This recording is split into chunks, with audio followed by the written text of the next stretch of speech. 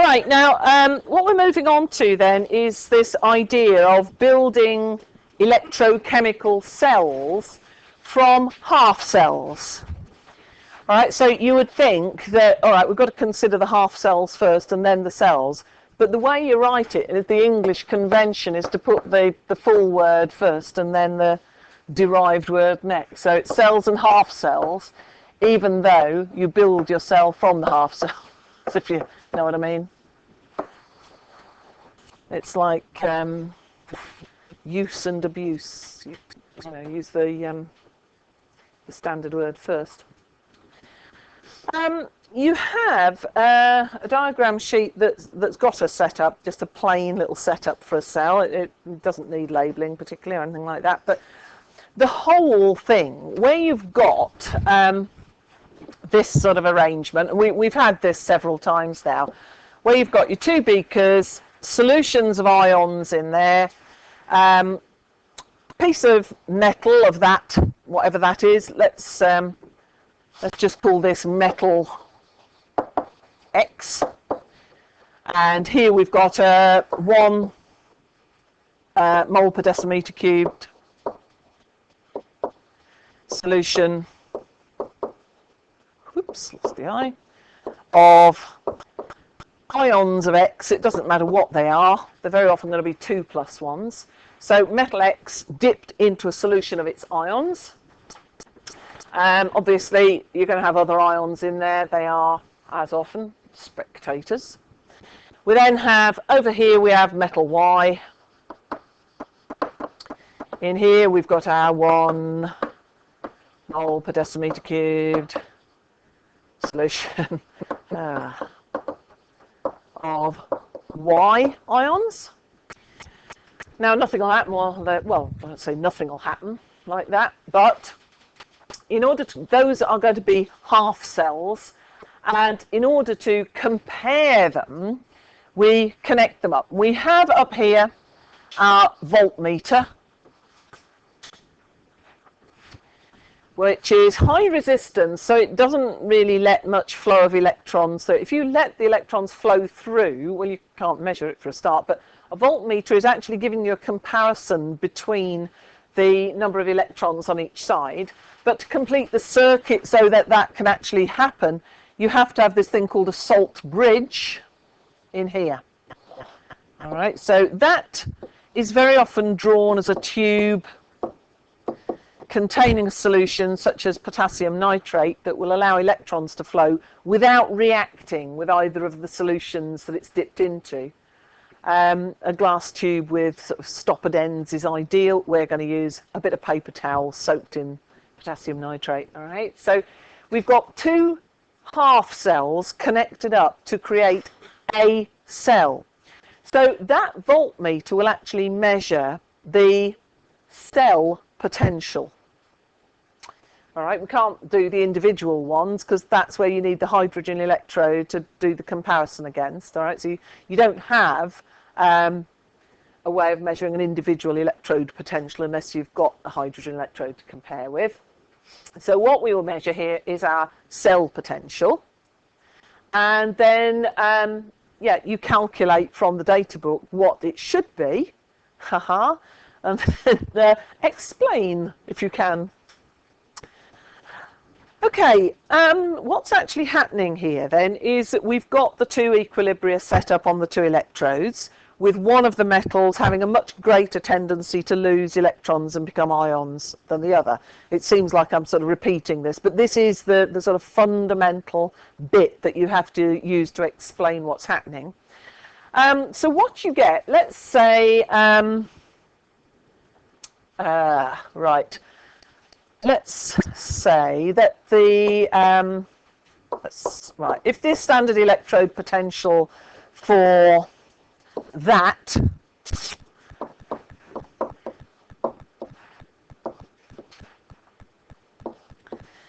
is more negative. All right, just a reminder, got to keep getting these equilibria in, and don't forget there is a magic key sequence for getting the split arrow for equilibrium. It's up on the board, and I can't remember what it is. I never did memorize it. But that two-way arrow, that split arrow, you're going to need it for this one. All right. So if that's more negative than the standard electrode potential for the other one, which is that, all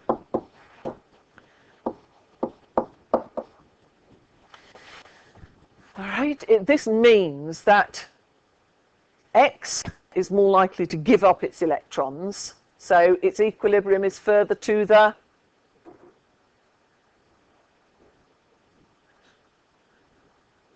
left, yes. All right, if it's giving up electrons, it's got to be further to the left, all right, where it's X plus and electrons, loose electrons, all right. All right, we will have to go over it again. So the equilibrium for X is further to the left, i.e. it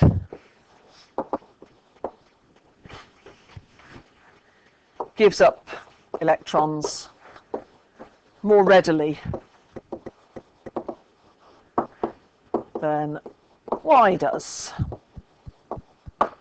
Okay. This will tell us something about what's happening. So you're going to get a greater build-up of electrons on the left-hand electrode there than you do on the Y. So you get a difference. All right, so how can I put that in there? I might just add that to this. Consequently, oh, that was a big word. I could have just put so, couldn't I?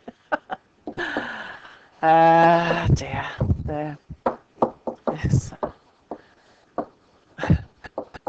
That's one of those things to remember when you're on a, not so much a word limit, but a character limit, you know, like on UCAS statements, isn't it? You know, that rather than writing something like consequently, you just put so. So there's a greater build-up of electrons on X. Right, so the voltmeter then gives you a comparison between them. Now, what I'm going to do is use an example, and it's probably, yeah, it's going to be one of the ones that you're going to do tomorrow because it seems we have sort of limited options, to be honest.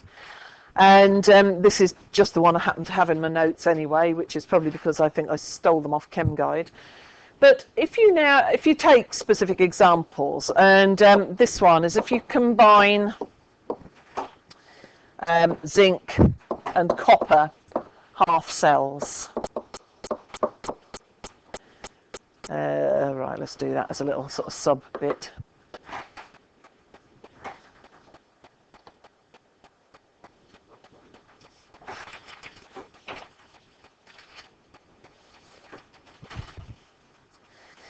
So instead of X, we've got zinc. Instead of Y, we've got copper. So yeah, it doesn't really need sketching out again. But you know, I lost the diagram off the top here. So all right, that's our zinc.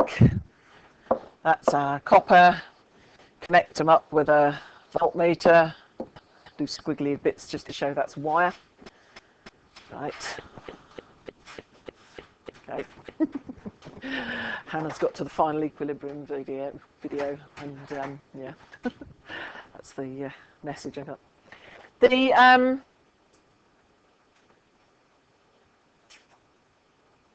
electrons then are going to be building up more on the zinc electrode than on the copper. So what we end up with then is a comparison between the two equilibria, where we've got zinc ions leaving the surface of the zinc here, leaving a lot of electrons over here. Copper still with a tendency to give up electrons, but much less so than the zinc. And what we end up with in terms of our equilibria then is we've got zinc 2+ ions, and those are thinking, am I doing this the right way round? We've got our zinc equilibrium and our copper equilibrium. All right, you have to get quite quick at writing them. And if you look those up in the data book, you find that for the zinc one, you've got a value of, right, I have to check this out. I'm using the number off the sheet in front of me rather than looking it up in the book, but this one is minus 0.76 volts. Now, we've done some of these. We might have actually calculated this one. I can't remember. And for the copper, I ought to have some of these actually in my head. 3, 4. Right. Now, the negative value of the zinc shows that it's giving up electrons more readily than the copper, sort of, but it's the fact that it's a more negative value. If you had 2 negative values in there, it would be the one that was most negative, would be the one that's giving up its electrons more readily. Or if you had 2 positive values, it would be the least positive one that was giving up its electrons more readily. Remember, these numbers are only in comparison with hydrogen. Yeah. So when you come to compare the two, you've got a slightly artificial situation, because they're not actually meaningful sort of in their own right. They are, you know, if you compare both of those with hydrogen, that's what you get. So you're comparing the two equilibria just with each other, all right? That's all you can do. You're not making a direct measurement of each one. You're just doing a comparison of them. So what we end up with, where have I got to on this? Yeah. So the zinc loses the electrons more readily. Okay, that's just repeating what I said with the X and Y. I was just going to I was just going to put Y after that. Okay, zinc loses electrons more readily than copper. All right, so now we've got real metals in there. If you were to take all the sort of bits out of this diagram, you'd be just looking at the electrodes and seeing, you know, you've got more electrons on the zinc than you have on the copper. If you took the voltmeter out, theoretically then, you'd actually get them flowing from zinc to copper. Now, there's a weird difference between chemistry and physics. So, yeah, you know, we don't hold with physics, do we? But in redox chemistry, we look at electron flow as being, you know, the directional thing that we're interested in. I believe in physics, the current flows in the opposite direction, or it's understood as flowing in the opposite direction to the electron flow. And yet, to me, you know, electron flow is a current of electrons, but that's not actually how it's defined. And I think this is one of the problems I've always had with physics. It's not intuitive. You know, if you've got electrons moving from here to here, it would appear that's a flow. But yeah, it's not like that. So the electrons will go from where you've got a lot of them, relatively, which is on the zinc, to where you've not got so many of them, which is on the copper. And so that would be, you know, in terms of chemistry, that's our current. But yeah, don't tell a physicist that. And so if we were to read what was on the voltmeter, what we're looking at really is the voltmeter is telling us what's the difference between those two numbers. Yeah, the difference between them gives us the reading on there. And yeah, you can probably work that out. It is. Well, that's where that 1.1 came from. That was the one in Stephen's results table, yeah? Put that back up. It's this one down at the bottom. The difference between those numbers. Yeah. Okay. Get rid of that. I'll come back to that.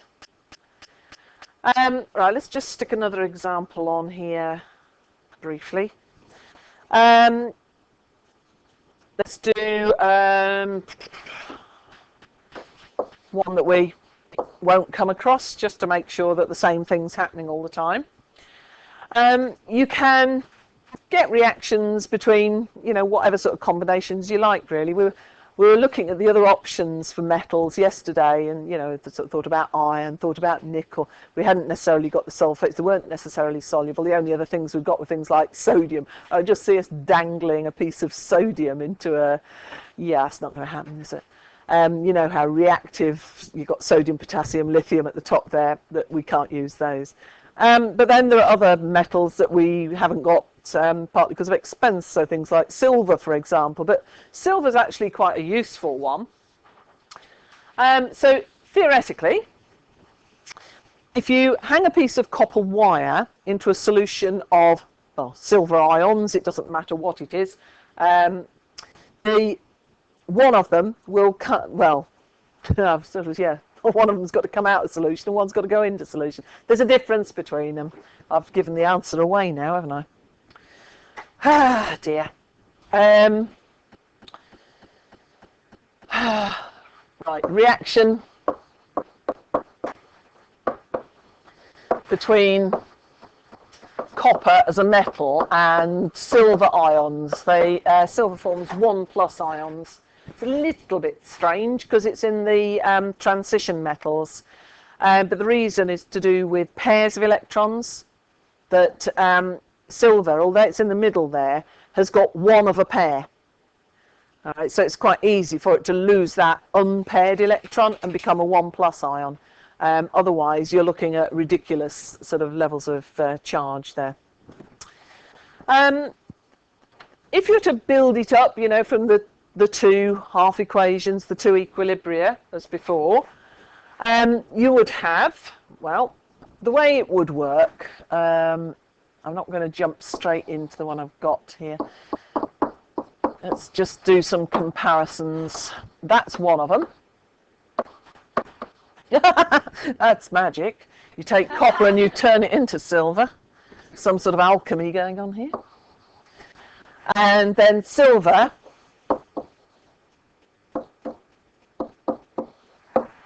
what do I need to do to make this actually workable? Yeah, what do I have to do? So, well, it's double the silver one, isn't it? Yeah, because we have to be working with 2 electrons, we've got to double that one. All right, because you know, in terms of the giving up by one metal, the taking up by the other, you've got to have the same number of electrons.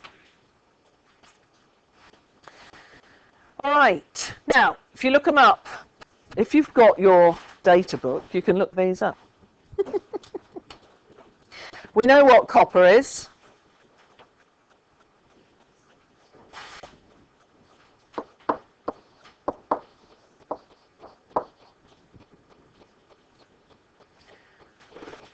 The silver one.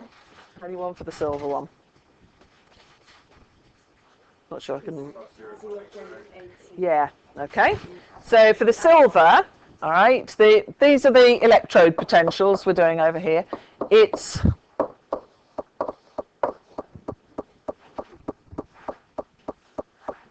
all right. Now this time, obviously, they're both positive, but the smaller number is the least positive, or the more negative, if you like, in terms of the electrons. So which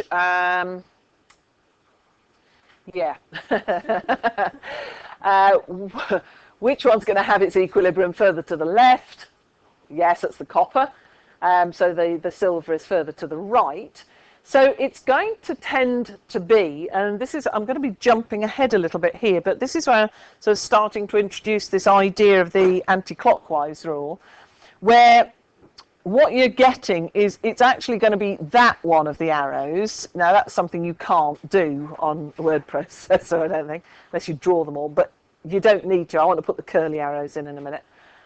Oh, curly arrows come back. And so if that one's going that way, if the copper is more likely to become ions and electrons, then the silver is more likely to go the other way. And it is just a comparison, remember. And so what we end up with is the likelihood of going that way and that way. That's anti-clockwise. But you can also put arrows at the end will do the same job. You can, and this will be up to you when you actually draw this out in your assignments. Yeah, in your assignments. One of the ways that we suggest you do this is to put them almost on a pair of axes where you've got you can position them, and it's negative at the top and positive at the bottom, which I know it's upside down, but you would then place them appropriately, and it's just a way of displaying the equilibria. So you've then got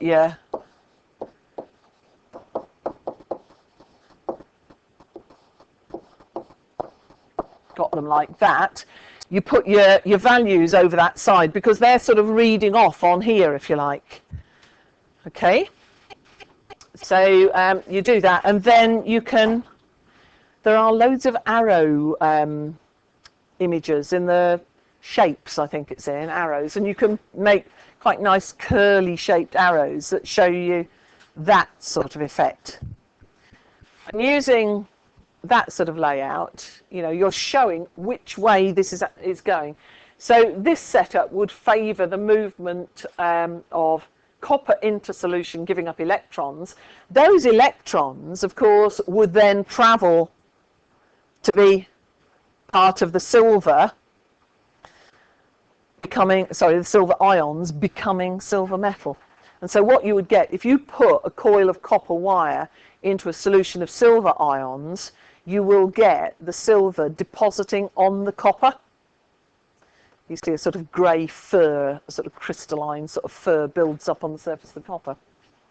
All right, that's got no numbers on it. You'd put those numbers by the side, but I'll go into this in a little bit more detail in a minute. What we should do is look at this really in terms of equilibria and Le Chatelier. You can go back to Le Chatelier, and say that, the electrons will flow to try and rebalance the loss and that sort of thing. So you've got, there is additional stuff that you can use to actually explain this. Now, I'm going to give you the assignment just while I briefly pop downstairs to see the GCSE bunch, to make sure they're all there. So let's see if I can make any sense of the rest of this. Okay, let's just give you an example to work out and see if you can make sense of this, and then we'll have a look at the assignment and see if it makes any sense. Hopefully will do. Right. Example separately. Right, so this is EG3, and this is for you to play with. It's not, if you're thinking a lot of this is not terribly complicated, that is true. It's not. It's just a matter of getting them in the right order. It is possible to overcomplicate it, and sometimes the explanations about electron movements can be complicated, but this anti-clockwise rule, all right, using that is, it's a very straightforward way of seeing which way the electrons are actually going. All right, so example 3 is a cell with lead and copper electrodes.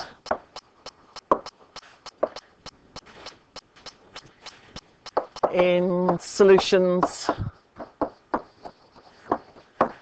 of their salts, assume that it's lead in lead salts, copper in copper salts.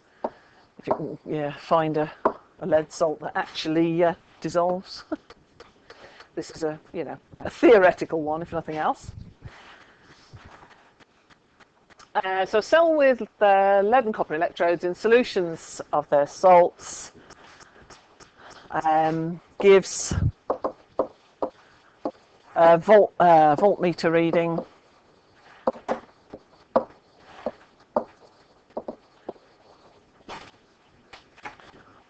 of 0.45 volts.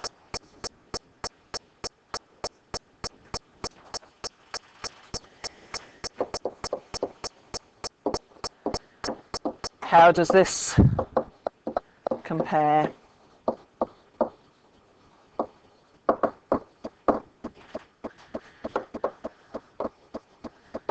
with theoretical values from data book? Right, so how many data books have we got around the room?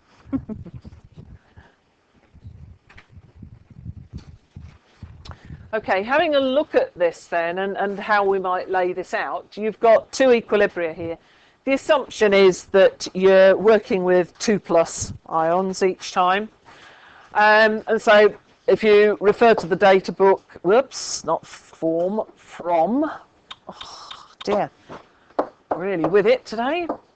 So from the data book, all right, we've got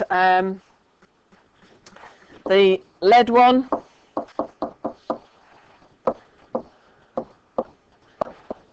where our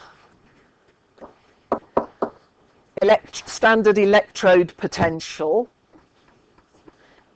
that one's minus 1,3, that one. And for the copper, this one we've met several times.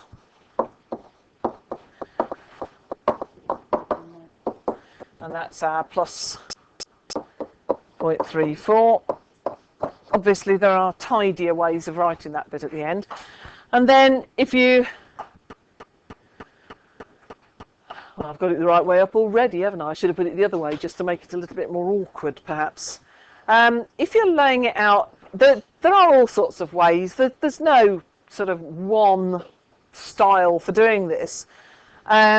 But I have to say, I'm sort of tending to the old-fashioned sort of conventions of laying this out, I guess, really, where you would use a sort of axes type approach, you see. And just to make this a little bit clearer, what we're looking at, this axis here is our standard electrode potential. It's measured in volts. You can put a scale on here as appropriate, so it might go between -1 and +1. That's the bit you've got to be careful about, you know, when you lay it out like this. It is having that more -1 at the top. And so, yeah, you can write them all out again. The more -1, obviously, it's the lead one up there. So we've got our lead, it won't take too long. And yeah, we don't really, well, I can just have our value over here. And our copper one can come down here at appropriate positions, obviously, you know, on the axes, but it just shows that you are looking at the difference between them. It makes it a bit clearer. And so you can put arrows in to show your anti-clockwise rule is being applied, and it really would help if I put the other one over there. Always feels strange putting the positive numbers underneath, but that's why it's worth doing several examples just to get it clear.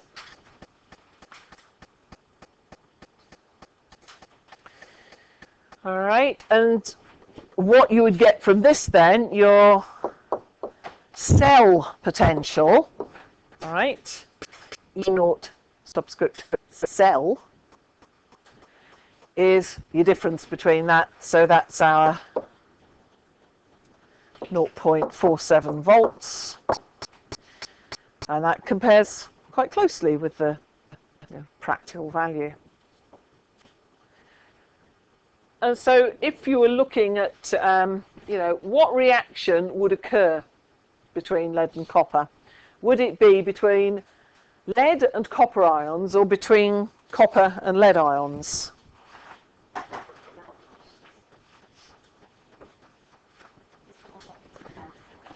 We're going that way, so it's lead and copper ions, yeah? That's the way it would go. You don't understand, no? Which one is more likely to go left to right? No. Oh, sorry, copper left to right, yes. And what I meant to say was which one's got its equilibrium to the left, wasn't it? Which one? Yeah, all right, copper goes left to right. So that one is more likely, yeah?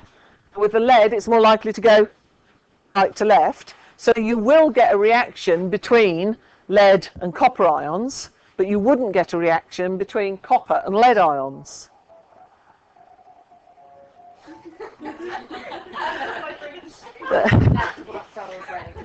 If this is not recording, we have an ice cream van in the background, which seems to be a suitable sort of accompaniment to the state of brain at the moment.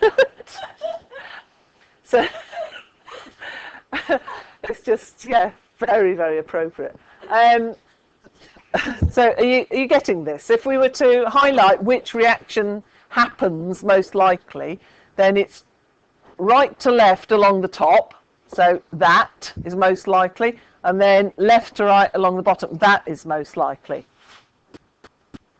Does that make sense? So you will get a reaction where lead becomes ions and copper ions become copper, but you wouldn't get a reaction if you were to put copper into a solution of lead ions. Nothing would happen. Okay, because you'd be trying to make this one down here go right to left, and the one at the top left to right. Yeah. So what this is telling us, you sort of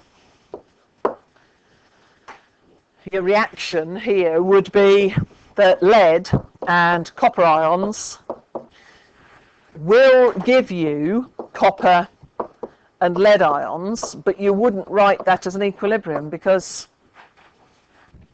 it doesn't go the other way, and that's the cell potential for that reaction. Okay, so that's what we're measuring when we get that cell potential, is for that overall reaction, because that's what is going on if you put the two cells together. It's like they're happening separately, but you add them up. Okay. Okay, now if we have a look at the assignment for this, I realise there are bits that we haven't done yet, but I want to be able to get to the point where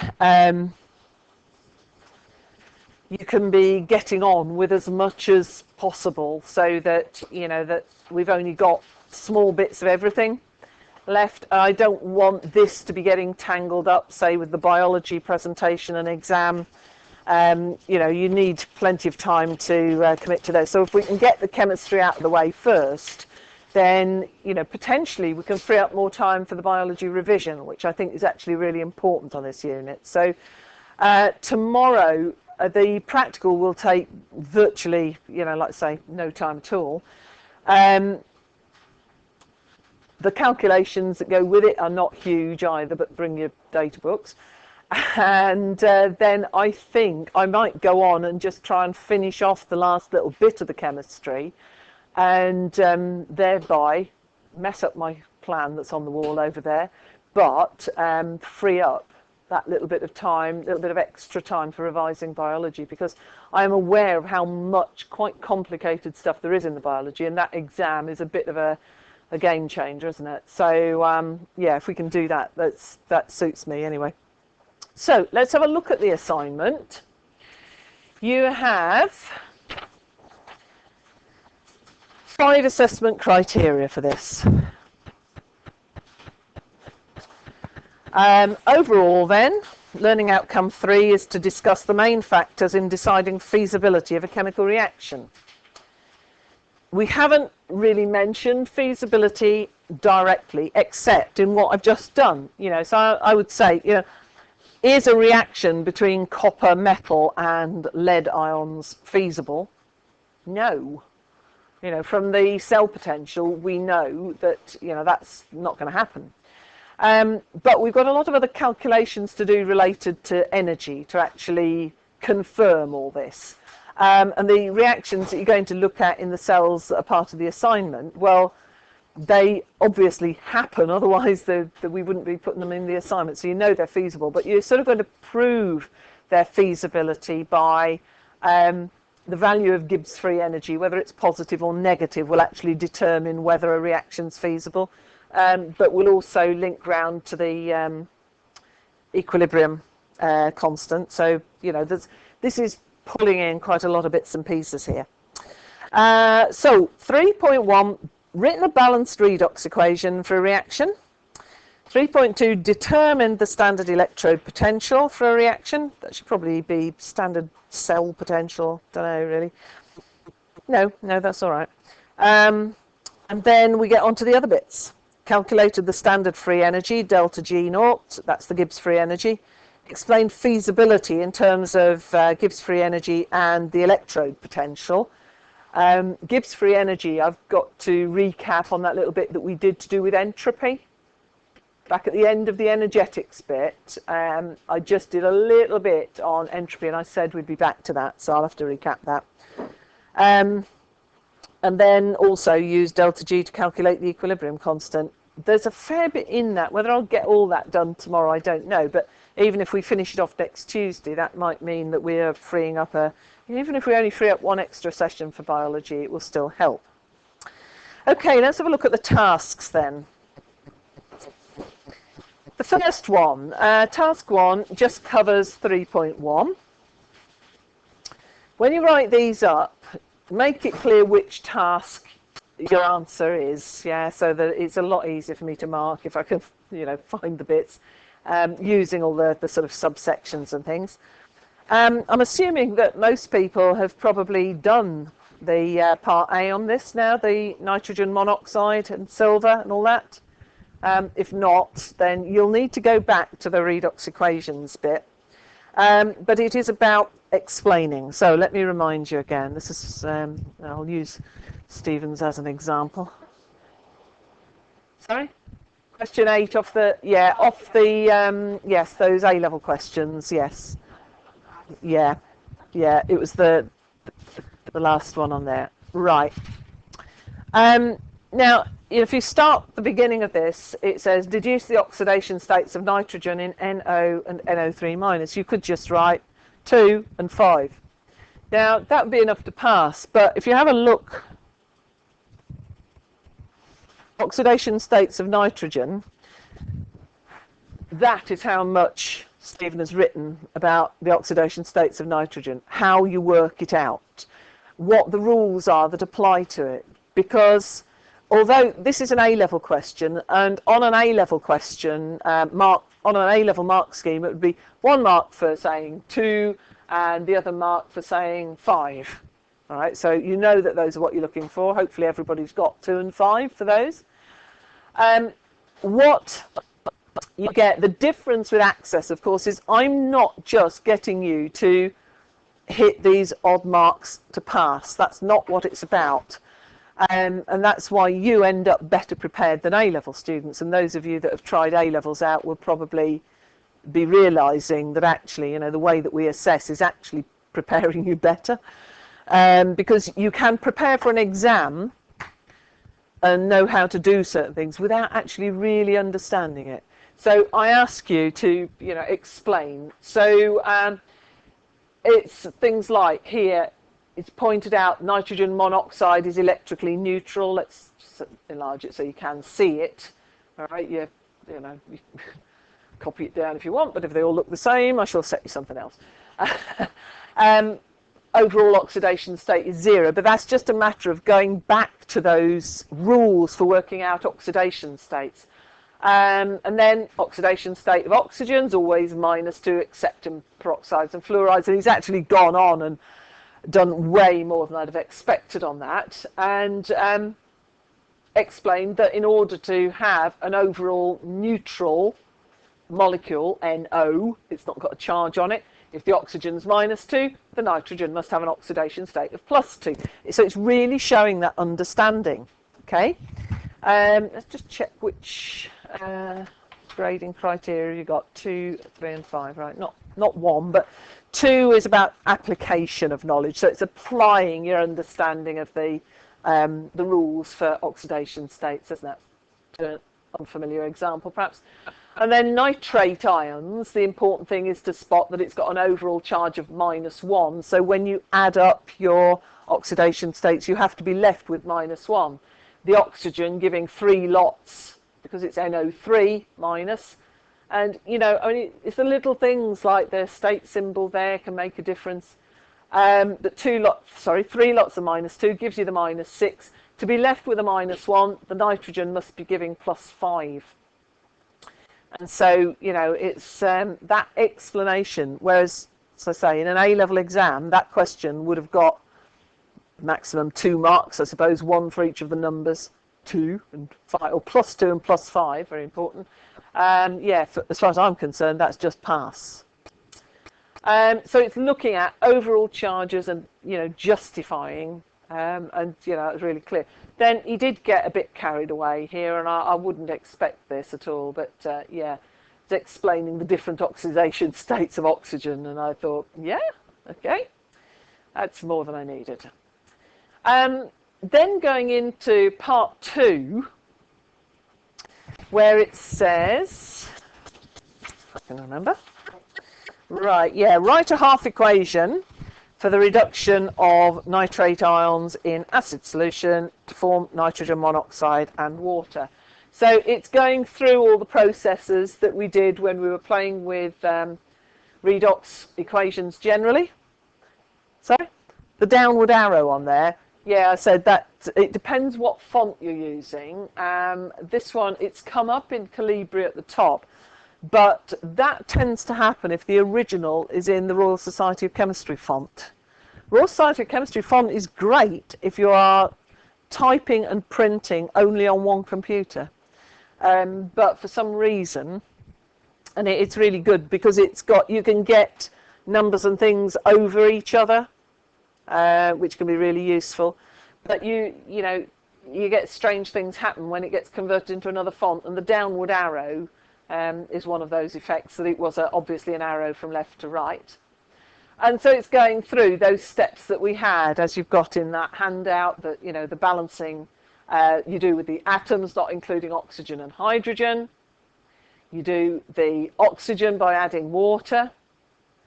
You do the hydrogen by adding hydrogen ions, and he's flagged up in red each time he's done something different. So, you know, it was an exceptional piece of work, probably beyond distinction in that sense. You don't have to go to those lengths. But, you know, it's when you are trying to demonstrate how well you're applying stuff, then you can see how well this works. Balancing with the electrical charge, and that should finish that bit. Then you go on to part 3, the half equation for the oxidation of silver metal to silver ions. That was a lot simpler because it really didn't involve very much, did it? The silver was balanced, there's no oxygen, there's no hydrogen, so all you needed was an electron for that. And then part 4, deduce an overall equation. It's funny, the word deduce often throws people. What does it mean? It just means work out. All right, deduce, single word that means work out. It's a, you know, it's a classic sort of Sherlock Holmes sort of word. You know, I deduce that Doppler did it, you know, or whatever. But yeah, deduce just means work out. So it's then taking those two half reactions, balancing them, sticking them together, cancelling stuff out, and there you go. There is then a second one. I don't want to give too much of this one away because I've written some slightly unusual things in here. Let's explain a little bit. Write a balanced redox equation for the oxidation of concentrated hydrochloric acid. Not written as HCl here, but H plus, Cl minus, because that's actually what's in there. To chlorine, all right, and if I remember, the hydrogen's not important particularly because we're only looking at the chlorine bit of this, and so you're really only looking at Cl minus becoming Cl2, and you've got your MnO2, the manganese dioxide, manganese 4 oxide, being the MnO2. Go through, balance your atoms, balance your oxygen. He's done them both at once through this because this was just a single question. Balance the hydrogens, balance the electrons, add the whole lot up, or, you know, balance between them, add them up, cancel out, and there you go. Another redox. And actually, interestingly, the hydrogen appears back in there anyway. Okay, so that's that first bit, and you should be able to do that quite quickly, actually. Well, yeah, that is. Are we already on? Yeah, that was 6 slides to get to that point. Right. But as I said, that was quite excessive, shall we say? But absolutely as clear as you could wish for. And yeah, presentation is significant, I suppose. You then have, and this is the bit that we'll look at now then in preparation for the practical work tomorrow. Hoping that we have a full group. You're going to need to make some alterations in here. Task 2.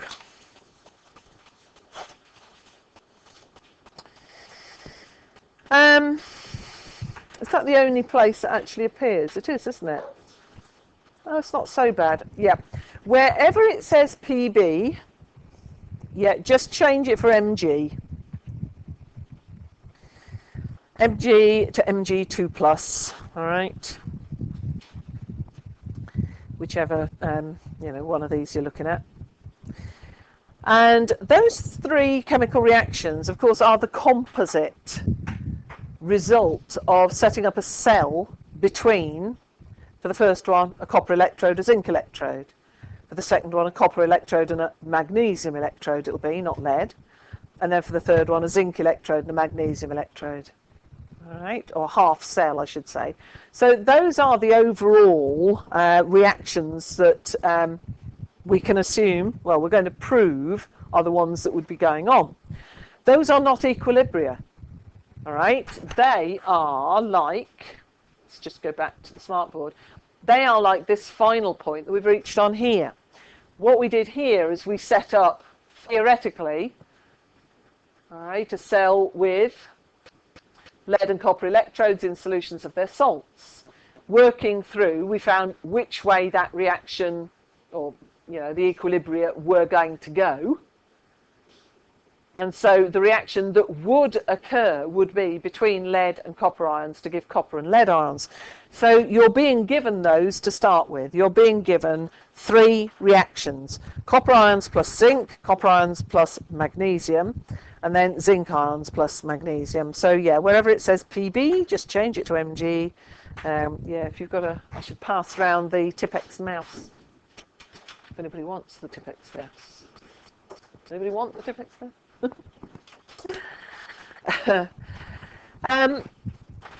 And all you've got to do practically is to set up these half cells and to take a measurement on the voltmeter, and you can imagine that doesn't take very long, and then work out what you should be getting from the data book using the examples that we've just looked at, using the anti-clockwise rule, and making a comparison between them.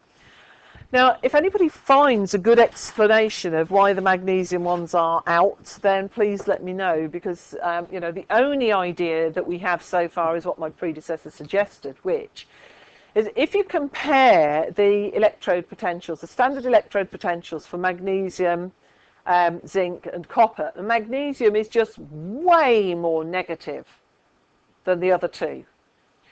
Now, the fact that it is so far out, different. Hang on, let me see if I can find it. Has he got the table for that in here? Yes, there they are. All right, they're from the data book. That you've got numbers, either side of 0, but less, sort of between -1 and +1 for copper and zinc.